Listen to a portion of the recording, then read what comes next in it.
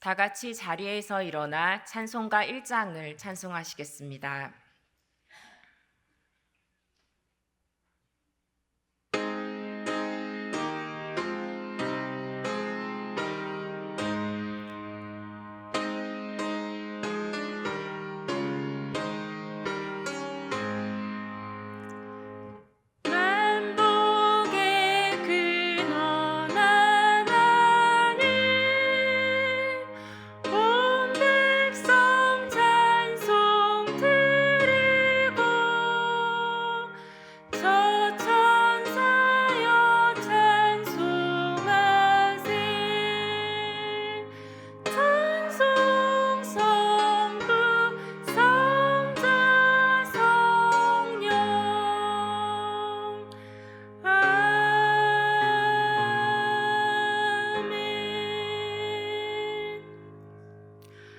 좋으신 하나님, 주님을 예배하는 예배자로 불러주시니 감사합니다.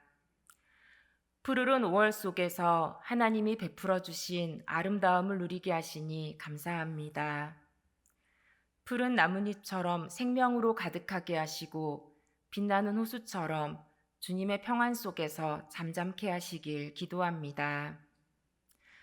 이 시간 주님의 보혈로 우리를 정결케 하시고 우리의 마음과 말과 행동으로 지은 모든 죄악에서 우리를 자유케 하시길 간구합니다.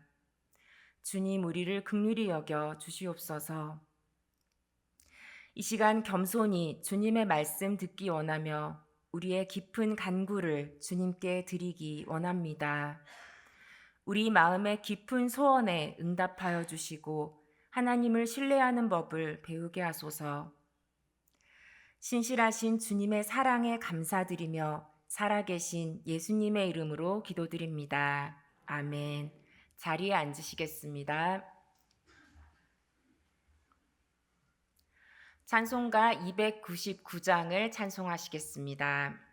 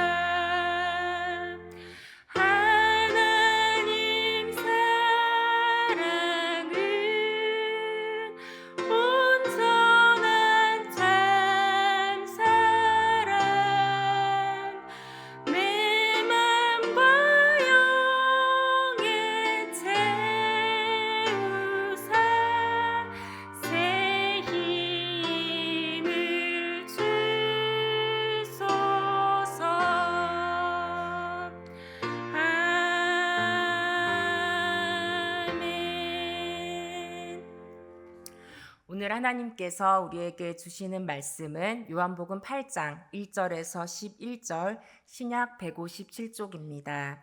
요한복음 8장 1절에서 11절 신약 157쪽입니다. 저와 여러분이 교독하시겠습니다. 제가 먼저 1절의 말씀을 읽습니다. 예수는 감람산으로 가시니라.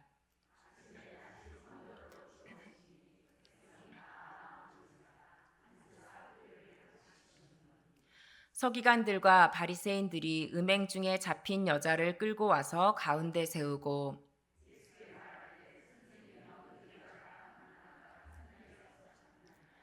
모세는 율법에 이러한 여자를 돌로 치라 명하였거니와 선생은 어떻게 말하겠나이까.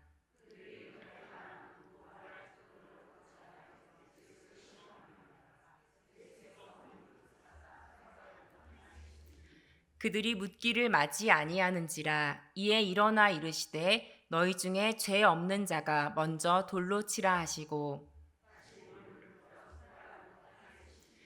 그들이 이 말씀을 듣고 양심의 가책을 느껴 어른으로 시작하여 젊은이까지 하나씩 하나씩 나가고 오직 예수와 그 가운데 섰는 여자만 남았더라.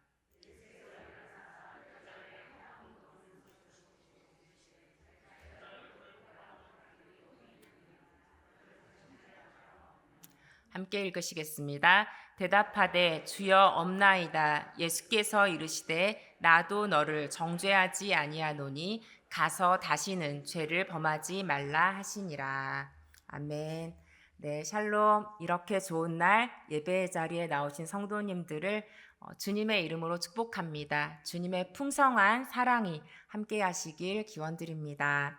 네, 우리 서로 이렇게 인사했으면 좋겠습니다. 근데 마스크를 쓰고 있기 때문에 눈에 너무 힘을 주시면 오해를 사요. 그러니까 웃으시면서 인사를 하셔야 됩니다. 네, 좀 어떠실지 모르겠지만 여전히 아름다우십니다. 이렇게 옆에 분에게 두 분 이상에게 인사하겠습니다.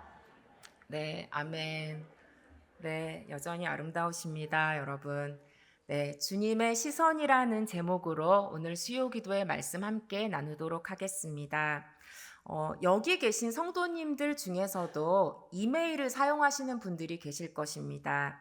제가 좀 센스 있는 이메일 주소를 좀 소개를 하겠습니다. 네, 그 한 방송사의 기자분들 이메일 주소인데요. 첫 번째, 노란 옷을 입은 이 기자님이 성함이 해리예요, 해리. 근데 포터라고 아이디를 지었습니다. 네, 여러분 해리포터 생각나시죠? 네, 두 번째로는 앉아 계신 분은 성함이 글씨가 잘 안 보이시죠? 네, 안양봉이세요. 양봉. 네, 근데 양봉 뭔지 아시죠? 네, 벌을 치는 거잖아요.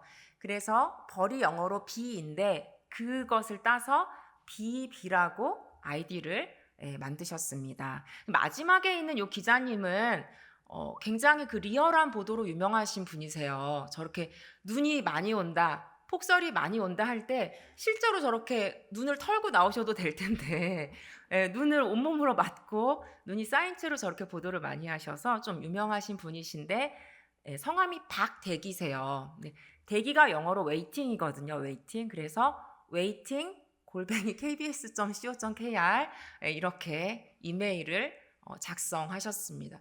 굉장히 그 본인의 이름을 이용해서 센스 있게 이름을 이메일 아이디를 그렇게 만들었는데요. 이 방송사에 들어가고 싶은 분들은 아마도 미리 좀 센스 있는 아이디를 준비하셔야 될 것 같습니다.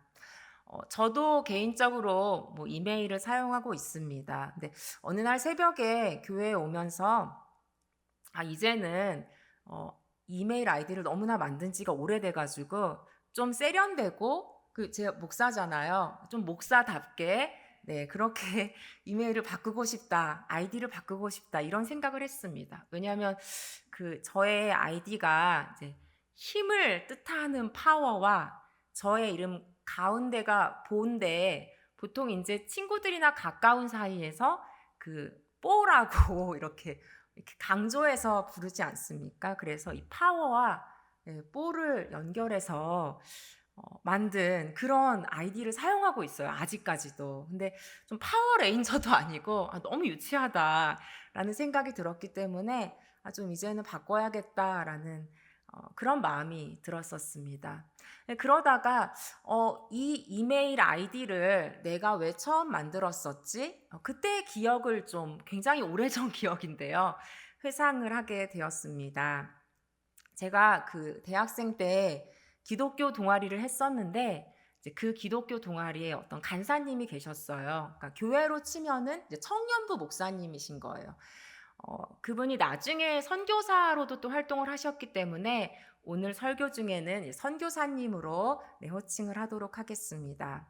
근데 이제 그 캠퍼스에서 우연히 저를 만날 수 있잖아요. 그러면 이제 그 선교사님과 저의 이제 친구들과 후배들이 저를 바라보며 박수를 치며 노래를 한 소절 부르곤 했습니다. 제가 시킨 게 절대 아니기 때문에 여러분들 신성모독이라고 오해하지 마시고 좀 양해하시고 들어주셨으면 좋겠는데 어떤 노래였냐면 이 찬송가의 한 소절을 바꿔서 주의 보영 능력이 또다 이런 그 손뼉을 치면서 여러 명이서 저를 바라보면서 이렇게 노래를 불렀었어요. 근데 정말 유치하죠. 네. 근데 그냥 놀리는 것이라고 생각하고 이제 그다지 귀담아 듣지 않고 의미를 두지 않았었는데 당시에 이제 이메일 아이디를 만들 때 신기하게 그 노래를 부르는 장면이 떠오르는 거예요. 그래서 그 장면이 떠오르면서 문득 생각이 나서 능력 있도다에서 이제 능력, 힘, 파워, 그리고 이제 보영을 의미하는 뽀를 넣어서 이 유치한 이메일을 제가 직접 만들었습니다. 근데 그 당시에는 어떤 마음이 있었냐면 정말 이 노래처럼 나도 힘이 더 있어졌으면 좋겠다. 그런 소망으로 아이디를 만든 기억이 있습니다. 그런데 그때의 제가 그 한 소절의 노래처럼 정말 능력이 있었을까요? 사실 그때 그 시절의 저를 지금의 제가 떠올리면 참 연약했습니다. 지금보다 체력도 없어서 아시는 분은 아시지만 지금은 제가 등산 엄청 좋아하는 거 아시죠? 근데 체력이 없어서 늘 좀 비실비실했어요. 늘 이렇게 다크서클을 달고 살고 있었고 또 이렇게 통학을 왕복 3시간 정도 거리를 했었기 때문에 늘 피곤한 상태로 그렇게 있었습니다. 또한 이제 삶 속에서 여러분들 아시겠지만 어려운 일들이 올 때 늘 한꺼번에 어려운 일들이 여러 가지가 오죠. 그 당시에 저희 가정에도 여러 고난이 한꺼번에 겹쳐서 학교를 정말 간신히 다니는 상태였었습니다. 그 시절에는 저뿐만 아니라 사실 힘든 분들이 참 많았었는데 신기하게도 이 고난 속에서도 뭔가 믿음은 부흥되는 그런 시절이었습니다. 그래서 제가 속한 그 동아리가 그 전에 옆에 있는 동아리 분들이 제발 여기도 사람 좀 보내주세요 라고 그렇게 대신 기도를 해줄 정도로 사람이 없는 그런 썰렁한 곳이었는데 제 다음 후배 때부터 별다른 걸 한 게 없는데 막 믿음 가운데 사람들이 함께 찬양하기 원하고 함께 예배하기 원하는 사람들이 일어나기 시작해서 한 것이 없는데 그냥 부흥을 경험하게 되었습니다. 그래서 저는 사실 개인적인 상황을 생각했을 때는 제가 그렇게 뭔가 일을 맡아서 할 수 없는 상황이었지만 이 공동체가 갑자기 부흥이 됐기 때문에 어쩔 수 없이 이런저런 일을 하고 있는 그런 상황이었어요. 그렇게도 간신히 삶을 이어가고 있는 그런 저에게 능력 있도다라고 노래해 주셨던 그 선교사님은 어떤 시선으로 저를 바라보셨던 것일까요? 나 자신조차 자신을 귀하게 여기지 못했던 시절에 그 한 분이 주님의 시선으로 저를 바라보았기에 능력 없는 저를 향하여서 능력 있도다라고 노래 부를 수 있었음을 믿습니다. 선교사님의 소식을 좀 오랫동안 듣지 못하다가 작년에 우연히 듣게 되었습니다. 의료 환경이 열악한 나라에서 선교사로 긴 시간 사역하시다가 코로나가 좀 많이 전 세계적으로 유행했었죠. 코로나에 걸렸고 또 의료 환경이 열악한 곳이었기에 안타깝게도 병상을 구하지 못하셔서 50대 젊은 나이에 아내와 자녀들을 남겨두고 먼저 하늘나라에 가셨습니다. 오랫동안 이 소식이 끊어져 있었는데 선교사님이 죽음을 앞둔 그 시점에 가장 중보 기도가 필요한 상황 속에서 우연히 소식을 듣게 되어서 저도 그 오랜 시간을 건너뛰어서 함께 기도하고 선교사님의 마지막 순간들, 그리고 선교사로서의 최근의 모습들까지도 들을 수 있었습니다. 제 기억 속의 모습대로 선교사로도 여전히 주위 선교사님들을 잘 배려하고 잘 챙기셨고, 또 마지막으로 우리 가족들에게 아마도 본인이 그렇게 하늘나라 먼저 가실 줄 모르고 메모 작성하셨던 것 같은데, 그 메모에도 회복에 대한 희망으로 가득했습니다.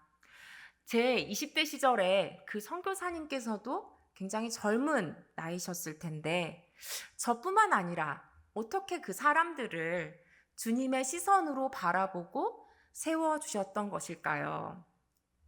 여러분, 제가 이메일 아이디 바꿀 수 있었을까요? 네, 바꾸지 못했습니다. 왜냐하면 그 선교사님께서는 모르시고 계시지만 저에게 남겨주신 믿음의 유산이라는 생각이 들었기 때문입니다. 그때 연약한 저보다는 지금은 더 나아졌다고 생각하고, 또 여러분들 보시기에는 제가 어떤지 모르겠지만 저는 사실 하나님 안에 있는 저 자신에게 굉장히 만족합니다. 네. 그렇지만 여전히 능력 있는 하나님의 사람인지는 잘 모를 때가 많은데요. 그러하기에 주의 보영 능력 있도다, 그 말에 합당한 하나님의 사람, 하나님의 사역자가 되길 여전히 소망하고 있습니다. 오늘 길게 좀 저의 옛날 이야기를 드렸는데, 이 이야기 속에서 저뿐만 아니라 여러분들을 향한 주님의 따뜻한 시선도 느끼셨기를 주님의 이름으로 축복합니다. 네, 그런데 오늘 본문에서는 안타깝게도 인간의 차가운 시선들이 나옵니다. 예수님이 성전에서 말씀을 가르치고 계셨고, 그때에 이 서기관과 바리새인들이 음행 중의 현장에서 잡힌 한 여자를 끌고 와 가운데 세웁니다. 종교 지도자로서 의를 행하는 모습처럼 보일 수도 있겠지만, 서기관들과 바리새인들은 실제로는 그 죄 지은 여자의 영혼을 생각하거나 그 죄가 이 공동체에 미칠 나쁜 영향에 대해서는 사실 조금도 생각하지 않았습니다. 서기관과 바리새인들은 그 여자에게는 아무 관심이 없었는데요. 왜냐하면 이런 행동을 한 이유가 따로 있었기 때문입니다. 우리 6절 말씀 한번 읽어보도록 하겠습니다.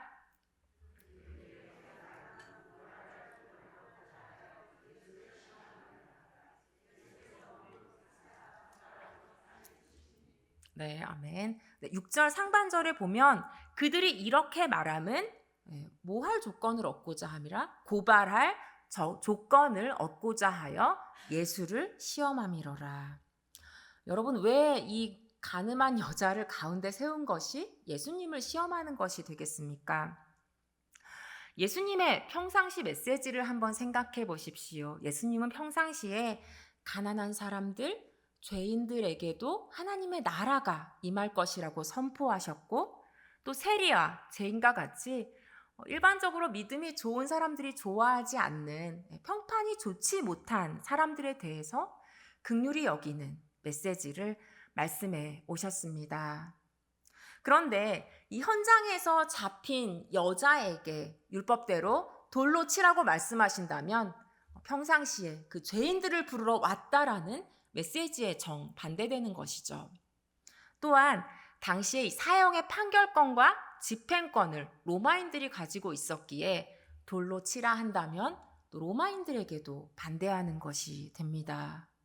근데 그렇다고 해서 만약 예수님께서 다른 선택을 하신다면, 이 죄인에게 자비와 긍휼을 베풀어서 율법대로 처벌하지 말라라고 하신다면 그것은 모세의 율법을 어기는 것이 되기 때문에 예수님은 처벌하라고 하든 처벌하지 말라고 하든 어떤 선택을 해도 넘어질 수밖에 없는 상황이라고 생각한 것이죠. 서기관들과 바리새인들 입장에서는 제대로 된 함정을 판 것이라 생각했습니다. 그들의 목적을 위해서, 그 예수님을 넘어뜨리고자 하는 그 목적을 위해서 관심도 없는 한 여자를 사람들 앞에 세운 것입니다. 왜 이 여자가 그런 죄를 지었는지, 그리고 많은 사람들 앞에서 정죄받고 비난받는 것이 어떤 상처를 남길지는 전혀 관심이 없었습니다. 하나님의 율법을 암기하고는 있지만 그 율법의 바탕이 되는 정신을 알지 못했기에, 그 율법은 사랑 없는 지식이었기에 예수님을 무너뜨릴 도구로 이 죄지은 여자를 이용할 뿐입니다. 이기적이고 목적 중심적이고 인간에 대한 최소한의 배려도 없는 차가운 시선입니다. 그런데 사실 이 시선이 살다 보면 우리가 어느 순간 느끼게 되는 인간의 차가운 시선입니다. 이 성경 이야기 속에서 유일하게 한 영혼을 바라보는 시선을 가지신 분은 바로 예수님이신데요. 예수님이 그렇게도 세상과 그리고 사람들과는 다른 시선으로 우리들을 바라보시기에 우리는 주님 안에서만 참된 위로와 쉼을 얻을 수 있음을 믿습니다. 우리라면 저희는 또 사지선 다형에 익숙하지 않습니까? 객관식에 익숙하기 때문에 둘 중에 하나를 골라야 되는 시험이 있다면 다른 생각을 하지 않고 둘 중에 뭘 고르지라고 생각할 것 같은데, 예수님은 전혀 다른 행동을 하세요. 그냥 말없이 몸을 굽혀 손가락으로 쓰십니다. 뭐라고 쓰셨는지 궁금하시다면 나중에 예수님께 물어보십시오. 저도 모르기 때문에 그렇게 하셨으면 좋겠어요. 어쨌든 이 사람들이 끊임없이 조용히 그 바닥에 글자를 쓰고 있는 예수님에게 끊임없이 대답을 요구하는데, 끊임없이 대답을 요구하는 사람들에게 예수님은 전혀 엉뚱한 답을 하십니다. 우리 7절 말씀 한번 읽겠습니다. 7절. 그들이 묻기를 맞이 아니하는지라. 이에 일어나 이르시되 너희 중에 죄 없는 자가 먼저 돌로 치라 하시고, 너희 중에 죄 없는 자가 먼저 돌로 치라. 네, 이 말씀은 예수님께서 인간의 본질을 꿰뚫고 계시고 심판주이심을 보여주고 있는 말씀입니다. 예수님은 사람의 속에 무엇이 있는지 아셨습니다. 아무리 율법의 지식이 많은 사람도, 아무리 겉으로 보기 의로워 보이고 착해 보이는 사람도 그 겉모습으로는 알 수 없는 죄를 짓고 살아간다라는 것을 예수님 너무나 잘 아셨습니다. 우리들은 겉모습에 잘 속지만 모든 것을 아시는 그분은 속지 않으십니다. 죄 없는 자가 아무도 없음을 알기에 사람들은 한 명씩 그 자리에서 떠나가게 되는데요. 9절 말씀 한번 보시겠습니다. 9절. 그들이 이 말씀을 듣고 양심의 가책을 느껴 어른으로 시작하여 젊은이까지 하나씩 하나씩 나가고 오직 예수와 그 가운데 섰는 여자만 남았더라. 근데 이 말씀에서 재미있는 부분이 어른으로 시작하여 젊은이까지라고 되어 있습니다. 그래도 좀 오래 사신 분들이, 좀 인생에 연륜이 많으신 분들이 조금 더 양심이 있다는 것을 알게 돼요. 연세가 있으신 분들이 죄 없다라고 하고 싶지만 내가 여태까지 삶을 살다 보니까, 인생을 살아오다 보니까 나도 다른 사람을 그리고 또 하나님을 아프게 하는 죄를 지으면서 살았구나. 그렇게 인정할 수밖에 없다라는 것을 깨닫고 먼저 자리를 부끄러워 피하신 것이죠. 그러하기에 좀 인생의 지혜가 좀 더 있으신 어른들을 우리 공동체가 좀 존중하고 귀 기울일 필요가 있다라는 것을 기억하셨으면 좋겠습니다. 어쨌든 거기 있는 사람들은 그래도 모두 다 양심이 있어서 그 자리를 떠나갑니다. 예수님께서 이 여자와 대화를 시작하신 순간이 이 바로 둘만 남게 된 시점이라는 것이 예수님께서 얼마나 한 사람을 인격적으로 존중하시는지 알 수 있습니다. 예수님께서 조금이라도 좀 자기의 입장을 방어하려는 그런 생각이 있으셨다면 그 모든 사람들이 다 있을 때 공동체에 가르침을 준다는 그 명분으로 큰 소리로 여자에게 명령할 수도 있었을 텐데, 예수님은 공격받고 있는 상황 속에서도 죄인인 보잘것없는 한 여자의 영혼을 배려하셨습니다. 우리 10절 말씀 읽겠습니다. 예수께서 일어나사 여자 외에 아무도 없는 것을 보시고 이르시되 여자여, 너를 고발하던 그들이 어디 있느냐? 너를 정죄한 자가 없느냐? 여자 외에 아무도 없는 것을 보시고 라는 그 한 구절에서 예수님의 인격적인 존중을 느낍니다. 죄인이 한 영혼을 향한 배려와 따뜻한 시선을 경험합니다. 사랑하는 성도 여러분, 예수님께서 우리가 죄인임을 아십니다. 그리고 죄인 되었을 때 우리를 먼저 사랑하셨음을 기억하십시오. 온 세상 사람이 정죄한다 해도 온 세상의 주이신 예수님이 우리를 사랑하신다면 충분하지 않으십니까? 예수님의 따뜻한 사랑의 시선을 잊어버린 성도님 계시다면 다시 한번 주님의 그 사랑의 시선 앞에 여러분의 영혼을 내어놓으실 수 있으시길 진심으로 기원합니다. 이 본문 속에서 예수님이 하신 한 가지 또 신기한 일이 있는데요. 그것은 바로 사랑 안에서 진리를 말씀하신 것입니다. 우리 죄와 잘못을 좀 다룰 때 사랑이라는 이름으로 좀 정확하게 짚고 넘어가지 못하고 그냥 무조건 덮기에 급급할 때가 참 많습니다. 근데 그것은 내가 좀 그 상황에 직면하기가 불편하기 때문이지 정말로 진실하게 사랑으로 그 죄들을 다루는 것이 아니죠. 그렇다고 해서 또 진리를 지키기 위해서 정의를 이루기 위해서 그런 명분 아래서 뭔가 큰 소리를 내고 나면 나중에 좀 돌아봤을 때 그게 진리도 아니었고 또 사실도 아니었고 내 태도에 사랑도 없었다라는 것을 깨달을 때도 많습니다. 저는 사실 이 사랑 안에서 진리를 말한다라는 거 굉장히 좋아하는데요.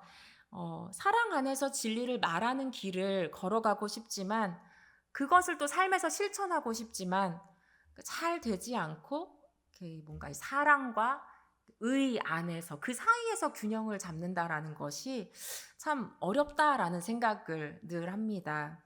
그런데 예수님은 어떻게 하셨습니까? 우리 11절 말씀을 읽겠습니다. 대답하되 주여 없나이다. 예수께서 이르시되 나도 너를 정죄하지 아니하노니 가서 다시는 죄를 범하지 말라 하시니라. 아멘.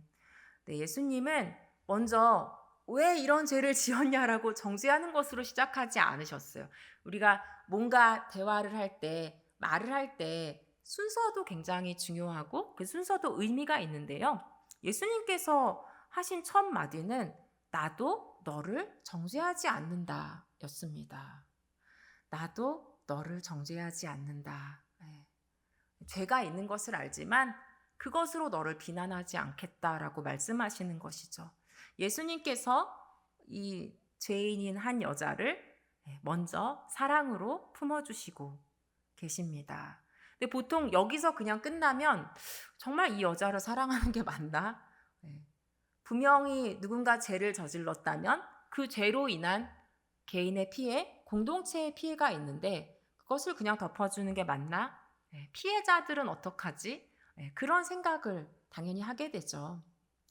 그래서 저희들이 이 죄의 문제를 다룰 때 그냥 덮어주는 것이 가해자의 편에 서는 것은 아닌지 생각할 필요가 있습니다.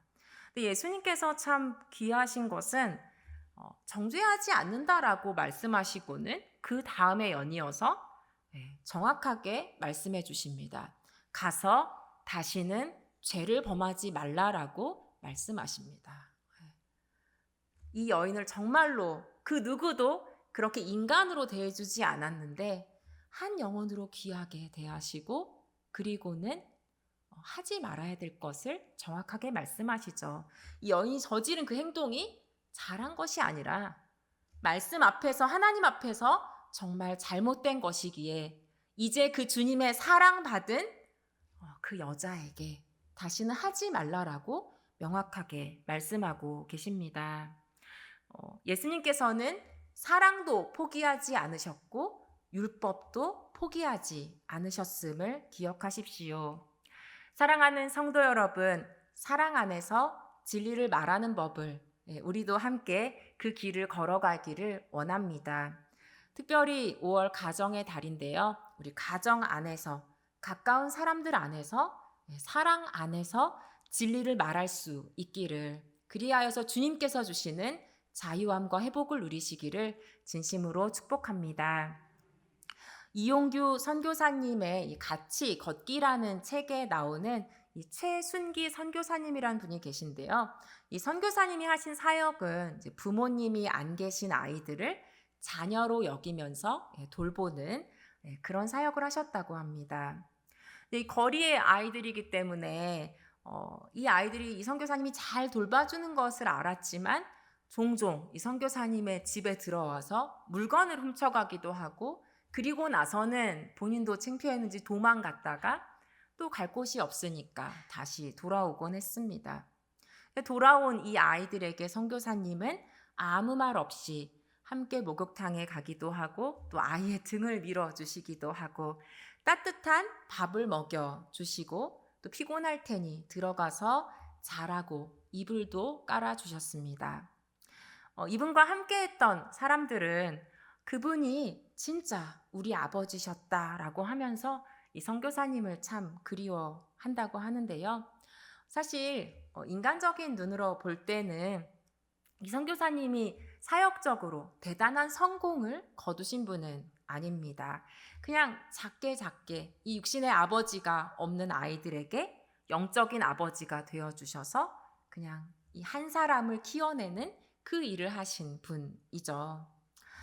우리도 예수님의 사랑을 받은 자들이고 그리스도인인데, 우리를 통해서 정말 주님의 사랑이 흘러가고 있는지 돌아보시기 바랍니다. 어쩌면 멀리 있는 이 선교지의 아이들을 사랑으로 돌보고 사랑으로 기도하고 사랑으로 뭔가를 보내는 것은 쉬운 일일 수 있습니다. 지금 여기서 가까이 있는 가족들과 또 함께 하는 사람들을 정말 인간적인 시선이 아니라, 나의 비난하고 정죄하는 시선이 아니라 주님의 사랑의 시선으로 바라보는 것이 훨씬 더 어려운 일일 수 있다라는 것을 봅니다. 사랑하는 성도 여러분, 주님의 따뜻한 시선으로 한 영혼을 바라보는 주님의 사랑을 회복하시기를 진심으로 축복합니다. 이 시간 함께 기도하겠습니다. 이 시간 기도하실 때 첫째로 우리의 사랑 없음을 고백하며 사랑의 능력 주시길 구하며 기도합시다. 두 번째로 전쟁 중에 있는 우크라이나에 평화 주시기를, 가족을 잃고 삶의 터전이 파괴된 그 사람들을 주님 도와주시기를 기도하겠습니다. 끝으로 코로나로 어려움을 겪는 가정과 일터와 교회가 회복되도록, 또한 우리 가운데 예배를 잃어버린 사람들에게 하나님을 사랑하는 마음 부어주셔서 다시 함께 예배할 수 있도록 함께 기도하시겠습니다. 하나님, 주님의 도우심을 구합니다. 하나님, 우리는 그 모든 능력 중에서 사랑의 능력을 구하며 주님 앞에 간구합니다. 예수님께서 보여주셨던 그 사랑의 길을, 그 사랑의 시선을 우리도 갖기를 원합니다. 하나님, 우리 주변에 있는 사람들, 또 우리 가족들을 주님의 그 따뜻한 시선으로 바라볼 수 있도록 하나님 아버지, 교만하고 높아져 있고 비난과 정죄가 익숙한 우리의 시선들을 바꿔주시기를 간구드립니다. 하나님, 주님이 어떠한 사랑으로 우리를 사랑하셨는가 다시 한번 기억하게 하여 주시옵소서. 주님, 온 세상을 지으신 그 주님이 아버지 연약한 한 영혼을 사랑의 시선으로 바라봐 주심을 기억하며, 하나님, 우리도 그 주님의 시선으로 하나님 우리 사람들을 또 공동체를 바라볼 수 있도록 주님 우리의 마음과 삶을 바꿔주시기를 간구드립니다. 하나님, 또한 우크라이나의 많은 아버지 사람들을 위해 기도합니다. 하나님, 잔인하고 비참한 전쟁의 한가운데서 가족들을 잃고 또 아버지 너무나 큰 어려움 가운데 있는 아버지 그 사람들을 기억하여 주시고, 하루빨리 전쟁이 그칠 수 있도록 하나님 평화의 소식을 들을 수 있도록 주님 은혜 베풀어 주시옵소서. 하나님 아버지, 또한 우리 코로나로 큰 어려움 가운데 있는 가정과 그 삶의 자리 가운데 있는 지체들을 위해서 기도하기 원합니다. 하나님, 이 긴 오랜 터널 가운데서 하나님, 우리는 주님의 회복의 손길을 기다립니다. 주님께서 은혜 베풀어 주시옵소서. 하나님, 무너져 있는 삶의 자리 가운데 주님 다시 찾아가셔서 회복시켜 주시기를 간구합니다. 하나님 아버지, 또 우리 사랑하는 교우들 가운데 예배의 자리를 잃어버리고 예배의 아버지 그런 예배자로서의 삶을 잃어버린 지체들이 있습니까?